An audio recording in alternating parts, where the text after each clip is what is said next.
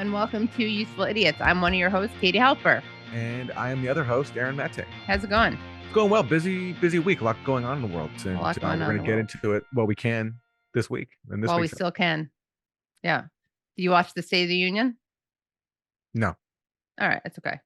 Did you? Yes. I live streamed it. Had a little show about it on the Katie Halper show. It was played a drinking game. It was well, we'll get into it because it's part of my one of my food groups and it's part of our Thursday Throwdown. So you're definitely going to want to become Substack subscribers so you can access this Thursday Throwdown. We have some real gems for you behind that paywall. But of course, we have a lot of gems in front of the paywall. That's right. But those gems, if you want to get them, are usefulidiots.substack.com, your one-stop shop for Useful Idiots gems. Yeah, so, uncut gems.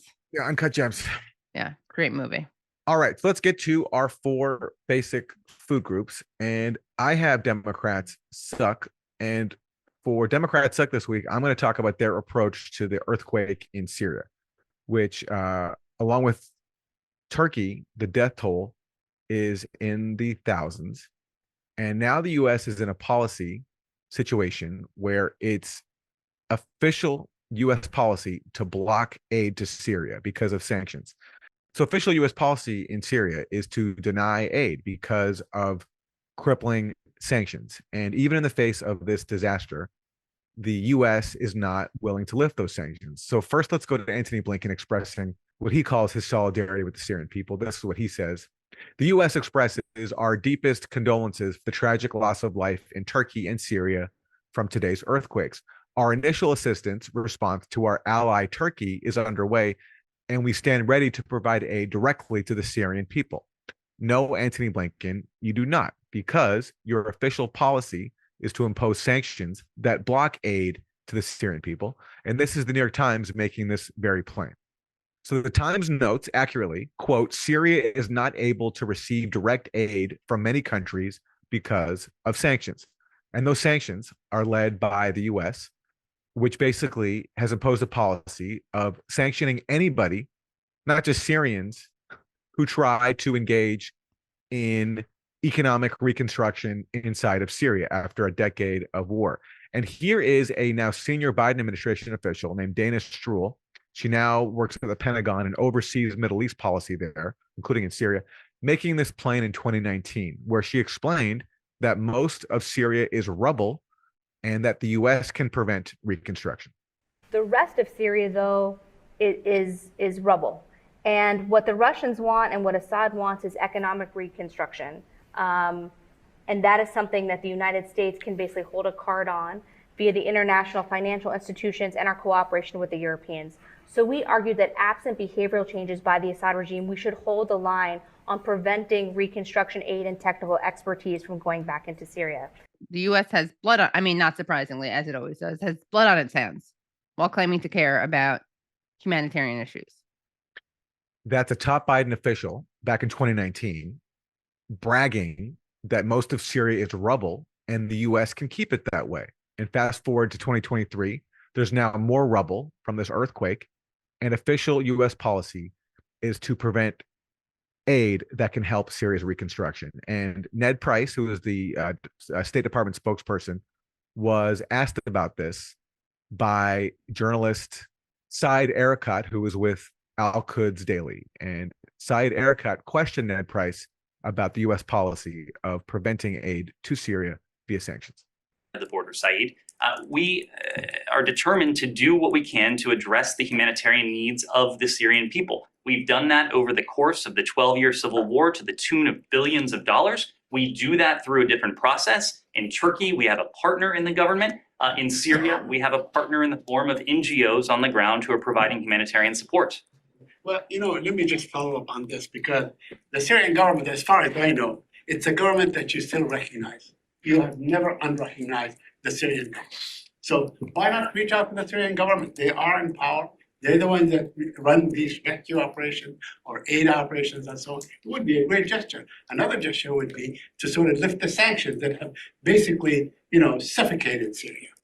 Saeed, and I'm going to resist the temptation to go into your advocacy rather than questioning. But I will make the point that it would be quite ironic, if not even counterproductive, for us to reach out to a government that has brutalized its people over the course of a dozen years now, gassing them, slaughtering them, being responsible for much of the suffering that they've endured.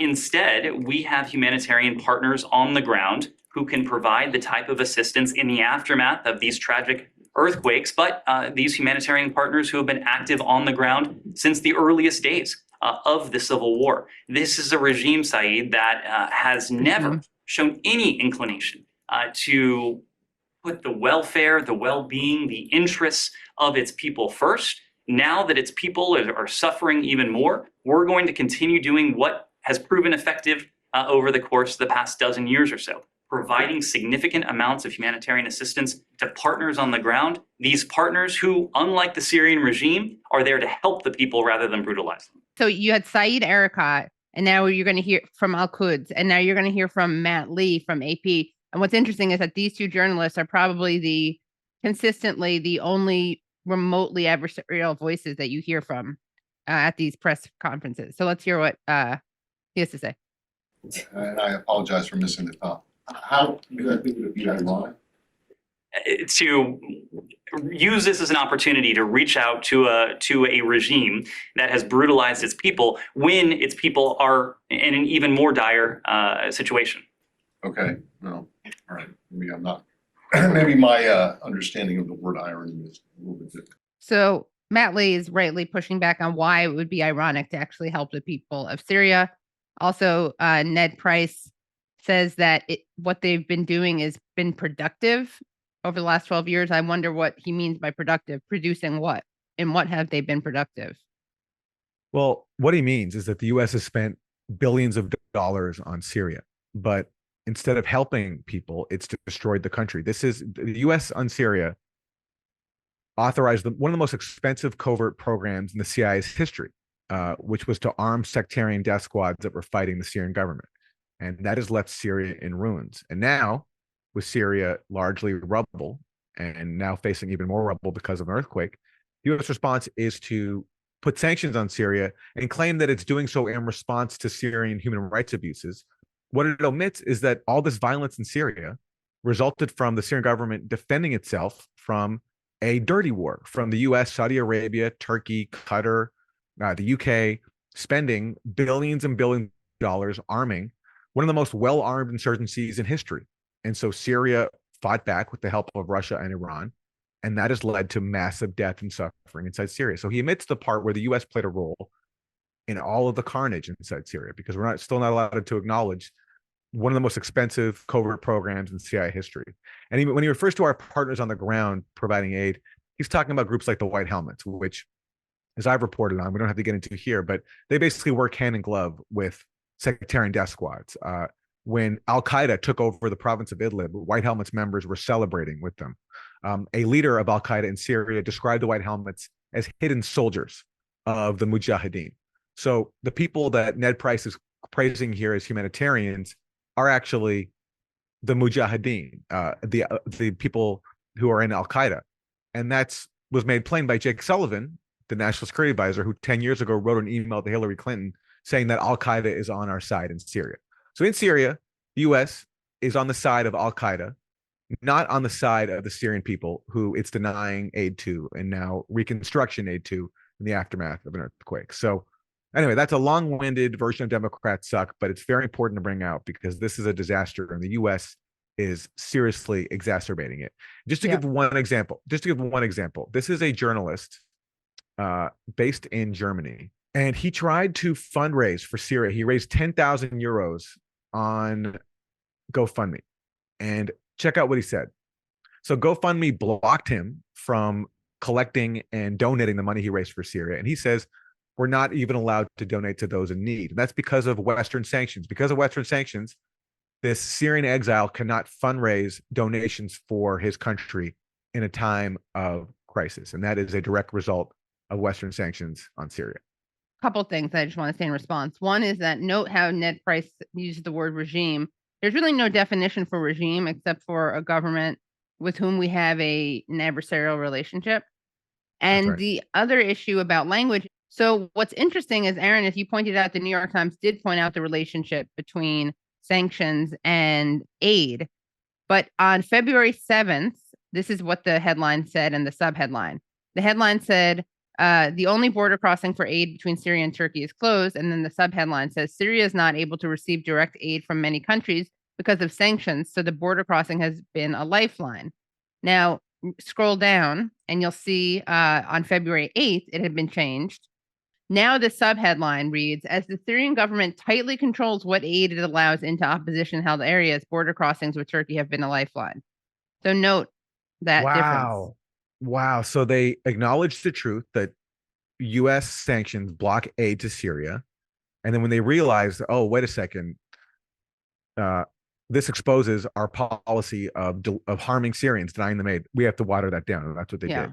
And we have to shift the blame to the Syrian regime.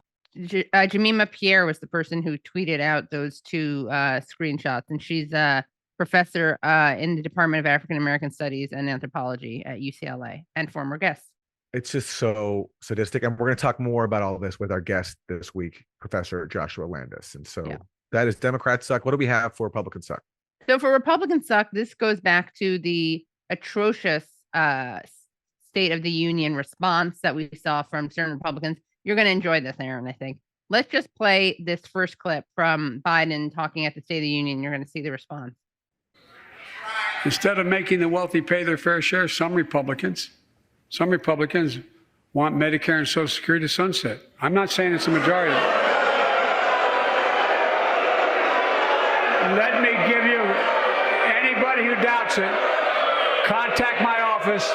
I'll give you a copy of the proposal. What we're hearing now is a bunch of Republicans heckling the president, and we see Marjorie Taylor Greene standing up wearing a very bizarre coat. Go back, Wilson, so we can see the coat. It's kind of like an ice queen, like Cruella de Vil look. It has a big it's a white coat with a big fur collar. It's insane looking. I'll give you a copy of the proposal. That means Congress doesn't vote on green joy conversion. You know, it means if Congress doesn't keep the programs the way they are, they'd go away. Other Republicans say, I'm not saying it's a majority of you. I don't even think it's even a significant, but it's being proposed by individuals. I'm not politely not naming them, but it's being proposed by some of you. Look, folks, the idea is again, that we're not going to be moved into being threatened to default on the debt if we don't respond, folks. Okay, there's Mike Lee, Senator Mike Lee, looking angry that he said it. We'll see why that's relevant in a second.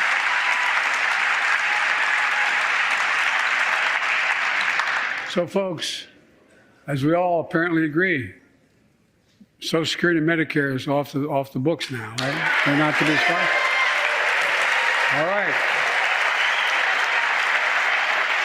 I'm ready.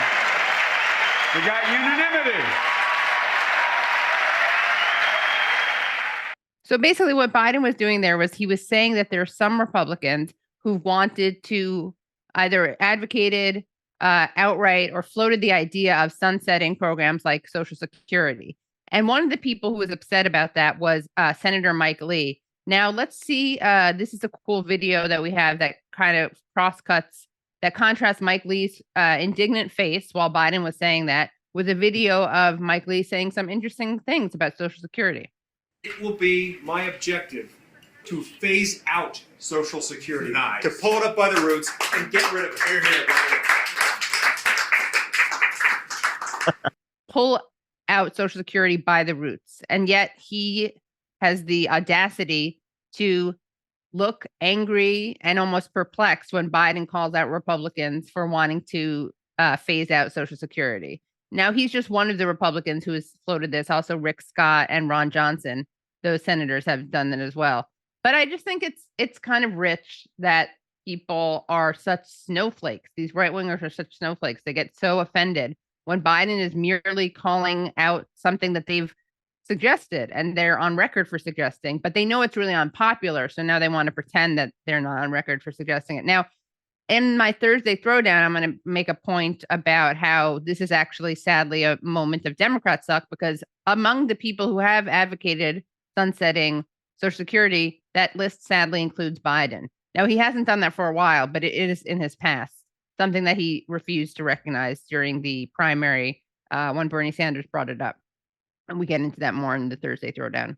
Yeah, if Republicans were smart, they would point out that Democrats had advocated the same policy, Right. including Biden, Obama, when he had that like Simpson Bowles Commission, I think it was, that also pushed the idea of cutting Social Security. Plenty of Democrats have gotten behind this before, and so, but Republicans, because they can't fathom possibly actually really defending Social Security, they can't put themselves in a position where they criticize Democrats for having the same policy as them, which is to cut it. So, but it's just so entitled and disgusting and tantrumy to call him a liar. I mean, he is a liar, but on this issue, to call him a liar, like, who the hell is Marjorie Taylor Greene, and what the fuck is she wearing? Sorry, I know that's superficial, but what is she wearing? Actually, there's another tweet I got to show this is tweeted by Good Politic Guy. Can we just show this image, Wilson? So this is a tweet that contains a screenshot of Marjorie Taylor Greene and Kirsten Sinema, and Good Politic Guy tweets out, "Hunger Games ask government," which indeed it does look like that. Again, for people who are not watching and only listening, Marjorie Taylor Greene is wearing a big white, almost like a shaft fur coat with the fur collar, and then Kirsten Sinema is wearing a yellow dress with sleeves that are so big, puffy sleeves, that I'm sure they got in the way of people seeing the State of the Union. They had to obstruct people's vision. So that's your Republican suck. All right. For Isn't That Weird, let's check in on the world of air travel. And this episode happened aboard a Delta flight. Do it. Because I will turn this plane back if I get you off. Don't do it. Don't press my button.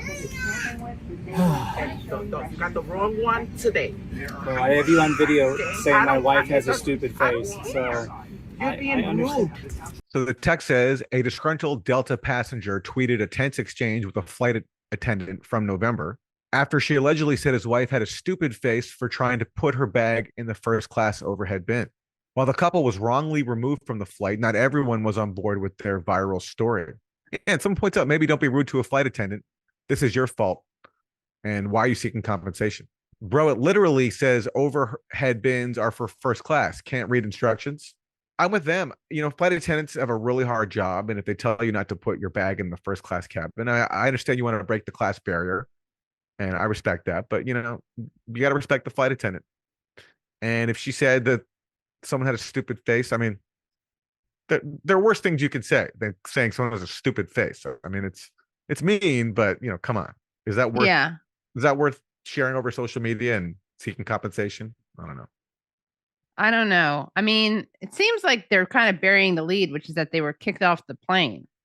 Yeah, well, you know, don't question the flight attendant, you know, and don't try to put your bags where they're not supposed to. I mean, I sometimes, you know, it may, you know, sometimes if economy section is packed, which is very often, you want to put your bag where there's room, and there's room in first class. But you know, I think ultimately you have to defer to the attendant here, and because that's a very tough job. And if they say something, I think it should be respected. Apparently, the flight attendant did say that she was from the Bronx, kind of to explain why she told the lady she had stupid face. Well, fair enough. I don't know. I'm conflicted. I feel like the class stratification that occurs on airplanes is very problematic, and I kind of like the idea of pushing back against that by putting your bag where it doesn't belong. But you know what? But being combative with a working person in the process, you know, so like being a class warrior by. Sure, right. No, you can't do it in a way that's rude. We honestly, we don't know. We would have had to have witnessed the entire interaction. Sadly, this video only captures the discussion of using the word stupid face. Yes. Yeah. They were rebooked on another flight, and guess what they got? They got first class. Wow. first class Damn. seats. Yeah. So maybe this Yeah. whole thing was a trick. Yeah. Yeah. All right. What do we have for Isn't That Terrible? So this Isn't That Terrible is a truly terrible story. I'm just going to read it from the New York Post. My kid wore ripped jeans to school. I'm fuming they duct taped her legs. So this mad mom is taping no prisoners. One mother on TikTok has claimed that her child's school put duct tape over her ripped jeans for violating the dress code, and it's tearing her apart. According to the viral video, which has reached nearly 4 million views since it was published mid-December, user Shanna Drummond 2 has ostensibly filmed herself walking into her child's school and asking an administrator if they thought it was acceptable and part of their policy to place duct tape on her daughter's skin. So let's take a look at this video. Did you think it was acceptable to put duct tape on my daughter's skin? It's a policy to put duct tape on a child's skin. It does look pretty ridiculous, honestly. And I don't think it's the right thing to do, to tape those jeans. Now, on the other hand, she did violate the dress code. So I don't know what the right response is. I think it's stupid to have a dress code. But what the mom is saying is that the school should have called her if they need her to change her pants. Also, what makes this case that much more complicated is that the daughter has eczema and sensitive skin.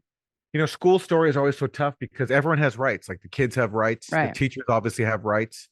Because, Right. you know, they need to have an environment that works for them in a very stressful job and Right. underpaid job. And the parents have rights too. And so it's a Right. question where it's like all these legitimacies are sometimes in conflict with each Right. other. And, Right.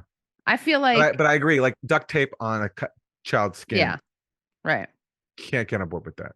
Right. Yeah. I think that's true. I mean, even if you want to send this student home, which may not be advisable, but that at least doesn't violate their like kind of bodily autonomy.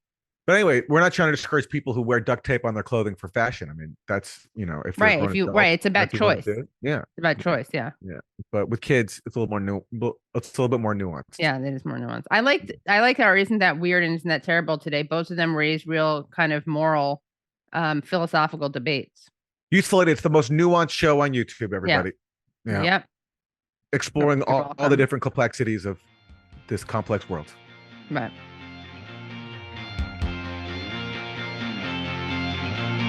We have an exciting announcement, and producer Matt Wilson is going to fill you in on the details. So from now on for the Absurd Arena, we're going to be using the Substack app chat section, which I've recently got started.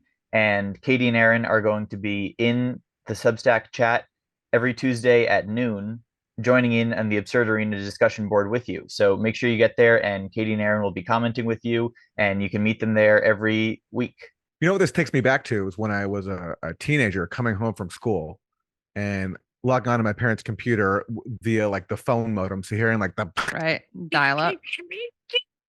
You know, like it goes on for like whatever 2 minutes, and then you click on the screens and you enter internet relay chat. And I would just spend, you know, after a childhood of, you know, doing acting and soccer and playing in bands, a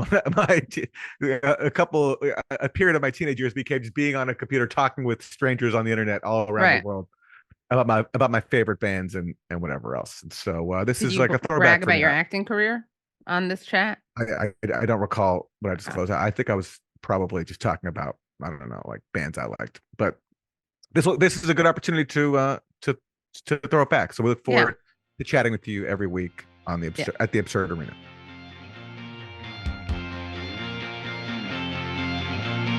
So this week's guest is Joshua Landis. He is Sandra Mackey Professor of Middle East Studies at the University of Oklahoma, one of the foremost experts in the U.S. on Syria. And that is very important this week as Syria grapples with the aftermath of a devastating earthquake. So let's go to Joshua Landis.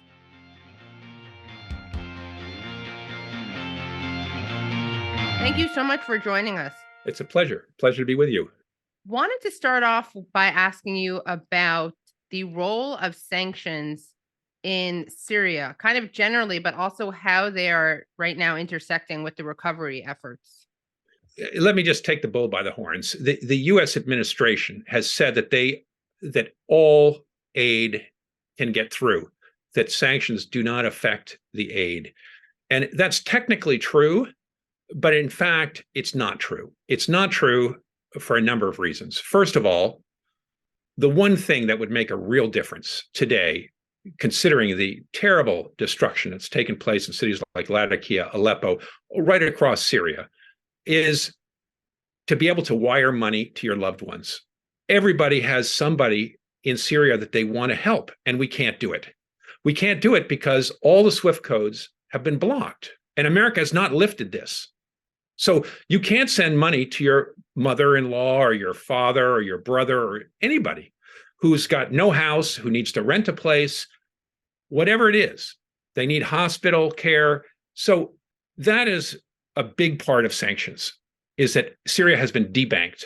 Now, and what are SWIFT codes for people who don't know? SWIFT code is like your ABA bank routing number on the bottom of your check. You have to, if you're going to wire money, you have to give that because it tells the wiring services which bank you're sending the money to, your bank account, and then your wiring number. The SWIFT code is the international wiring number, and they all go through a central place. And America, because everything is done with dollars, America can say no SWIFT codes. And they've banned this. They've sanctioned people who use those SWIFT codes. So nobody can send money to Syria. Now, that's number one issue. But there are many other issues. For example, no ship will land in a Syrian port because the Syrian ports are considered to be terrorist organizations that contribute money to the government, which has been sanctioned. And that means that companies like Lloyd's of London will not insure any boat that goes to Syria. And there are only a few big insurers that reinsure all these, tankers and merchant marine ships. None of them will do business. So that means that oil to get to Syria has to go on a government-owned Russian or Iranian ship. And there's just not that many of them. And those have been bombed by Israel as well when they've tried, coming from Iran. Right.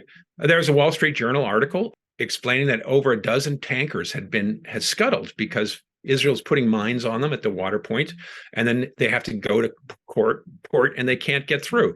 I don't know whether Israel's doing that today. We don't have further intelligence on that, but there is this secret war that's going on between Israel and Iran, where they're attacking each other's ships and they're trying to hinder all this because Syria, Israel has a big interest in trying to starve Syria and weaken Syria because it's getting Iranian help, military help. That's a major problem. So, and Syria doesn't have any oil.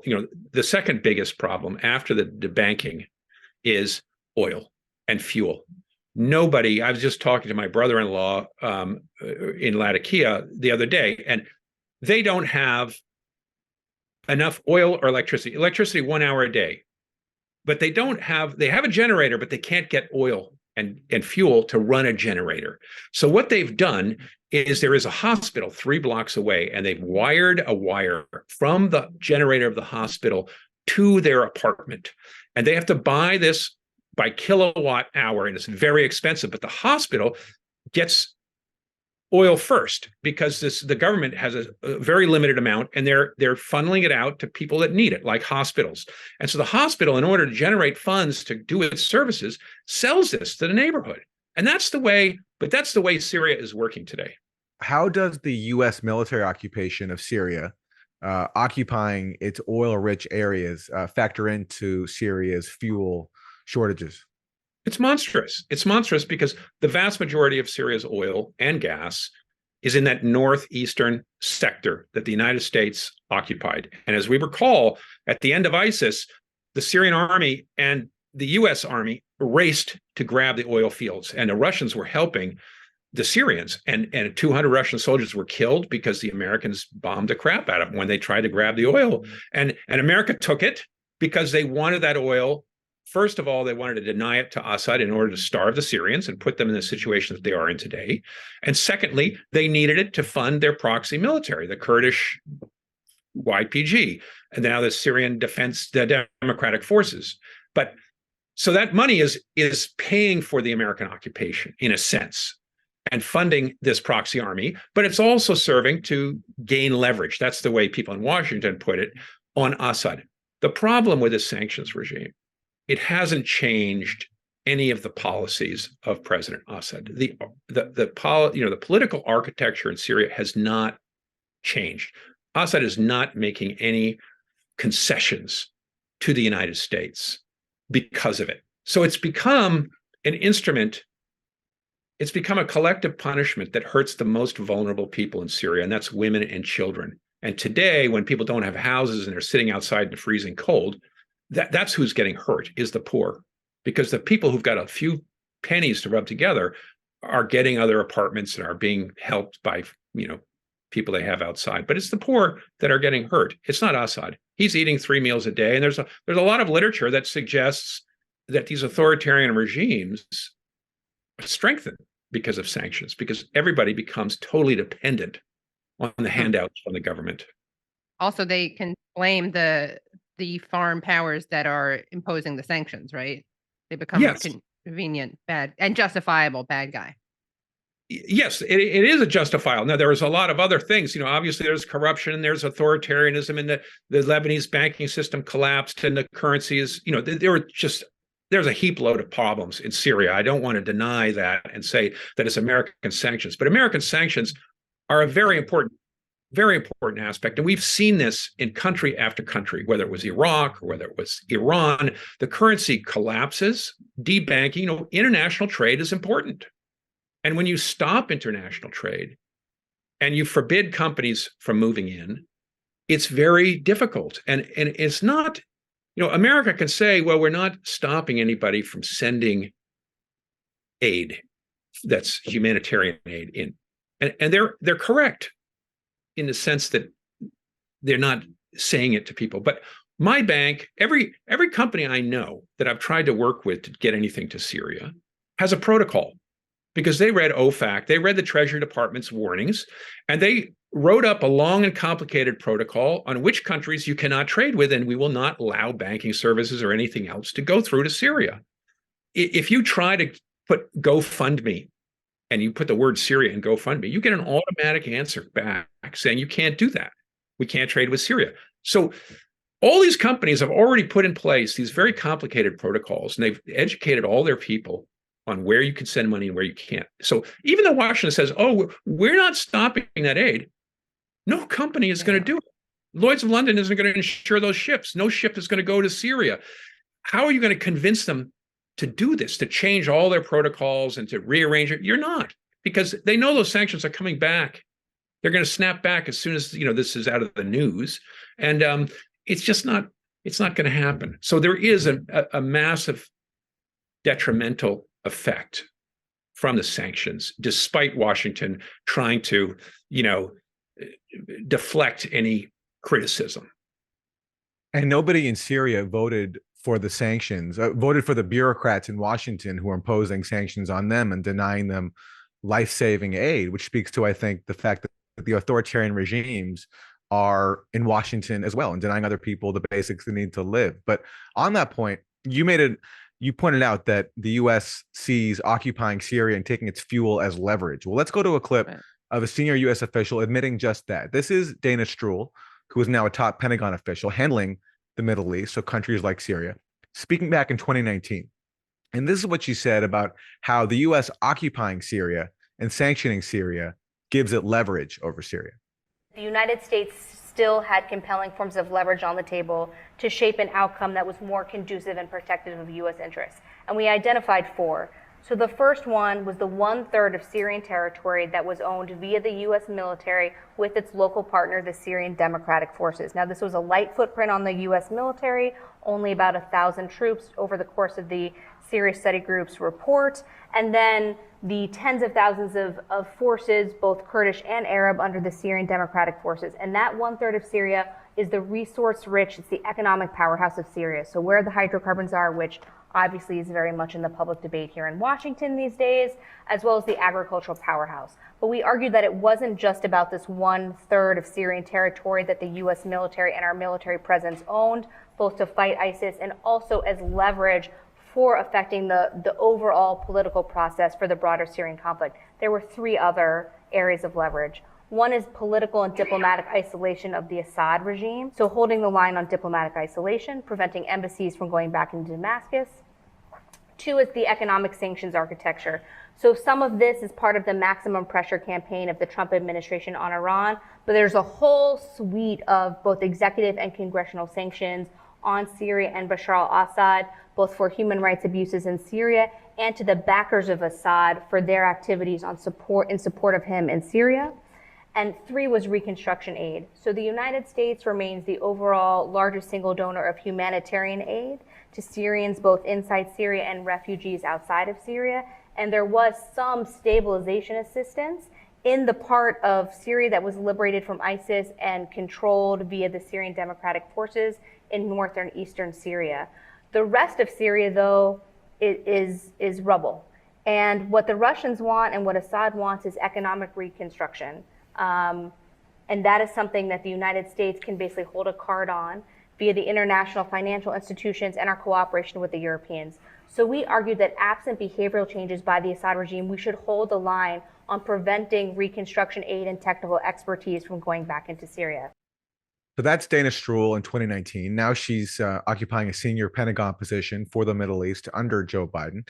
Do you think that the U.S. policy is the same today in 2023 as she outlined in 2019, owning Syria to give itself, owning 1/3 of Syria via the military occupation, and holding a line on reconstruction aid to keep Syria in rubble, as she brags about? Is that still the policy today? And do you think it will stay like this in the aftermath of this devastating earthquake? Yes, it is the policy today. I don't think there's any doubt about that. U.S. continues to deny Syria its own oil. It continues to deny most of the agricultural goods that are there. This oil is being shipped out of Syria through Iraq, which takes, it's a very cumbersome way to move Syria's oil, because there are pipelines that go from these fields to Banias and other government refineries, which then have traditionally refined it and sent it to the areas that need it. This is very detrimental. And it's about leverage to try to get, if you continued her speech on, she would explain that this leverage is going to be used to change the political landscape of Syria. And, ultimately, she believes that Assad can be driven out of Syria. And that's, there are a lot of people who support this, and unfortunately, a lot of the Syrian opposition supports these sanctions too. And that's because this terrible civil war, and their only way of getting home is to get Assad out. And so they're willing to do just anything that they can, even if it means this suffering of the other Syrian people, because they've been suffering too. And the problem is, I can understand the moral dilemma here, but the problem is that Assad is not leaving. We spent 13 years arming all kinds of people, good and bad actors, to try to make the Syrian army come to the United States and beg for a solution, which would force them to get rid of Assad.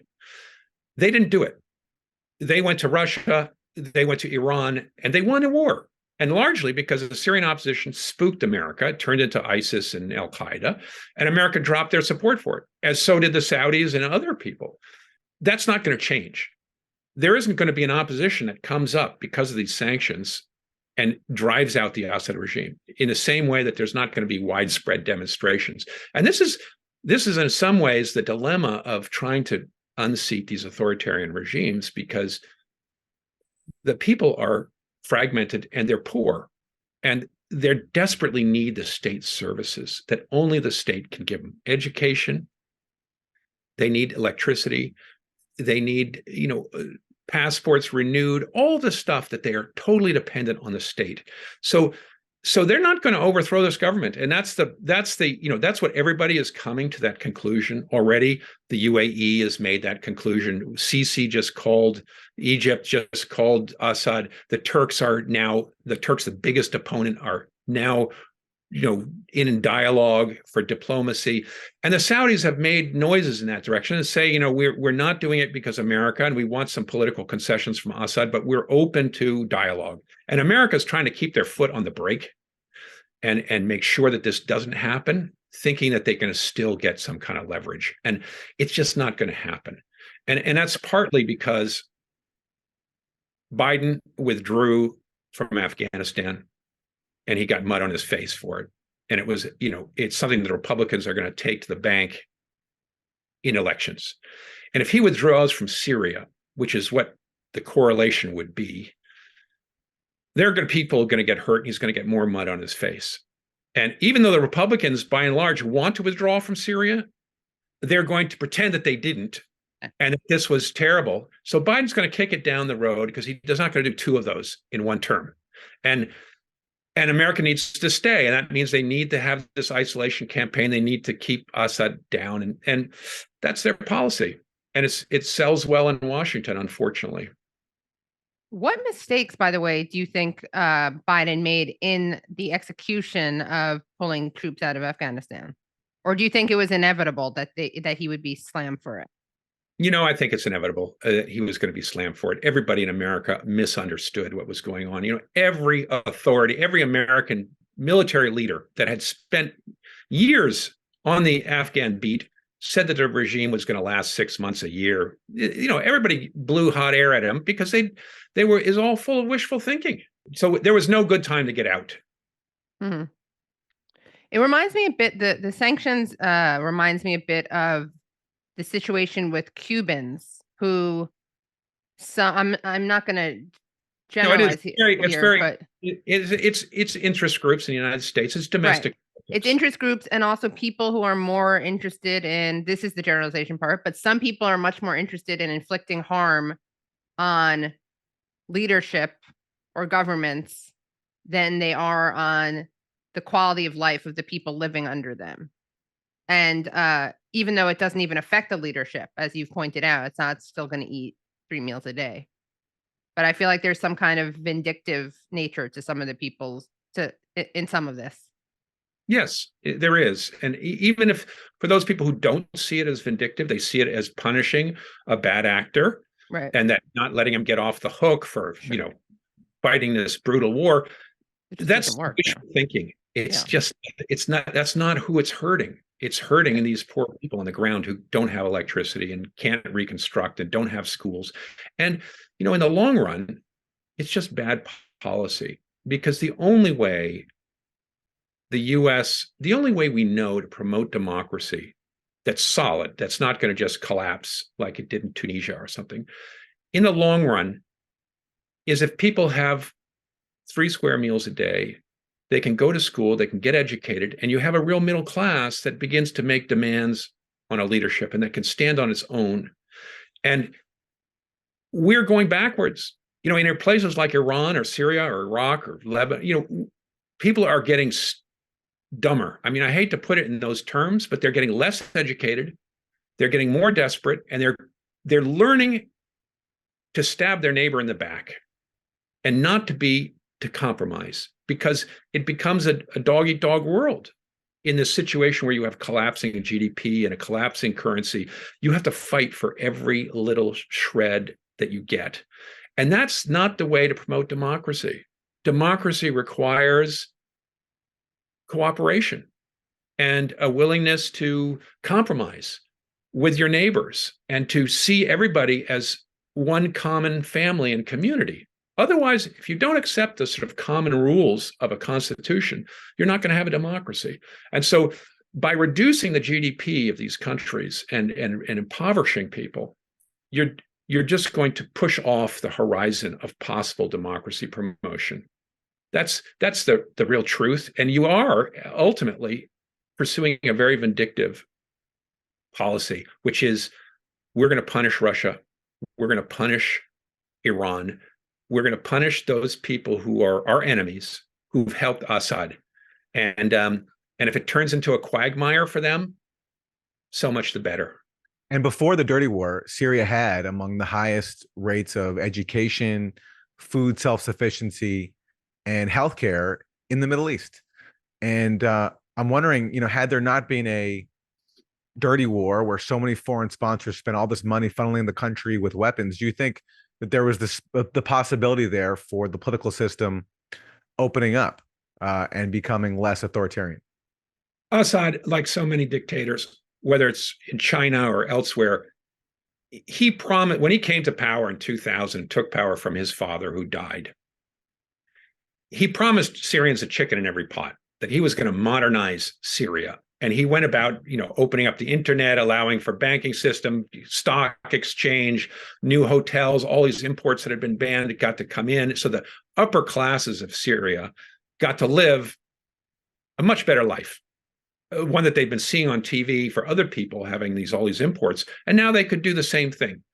Of course, it created a lot of class differences, but he wasn't going to compromise politically. He was going to maintain power. And this, unfortunately, is the dilemma of a minoritarian regime, which we have so many in the Middle East, particularly in Iraq, and we used to have in Lebanon, is that the Alawites, who are 12%, a religious group, and other religious groups that are allied with them, like the Christians and the Druze and so forth, are willing to fight like mad in order to keep Sunni Islamists from taking power.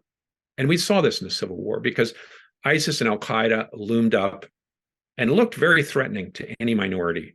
There are almost no minorities left in rebel-held territories because they were driven out. Some were forced to convert, as ISIS did in the Druze territories, but also Al-Qaeda and other Islamists, they treated them just really shabbily and kidnapped.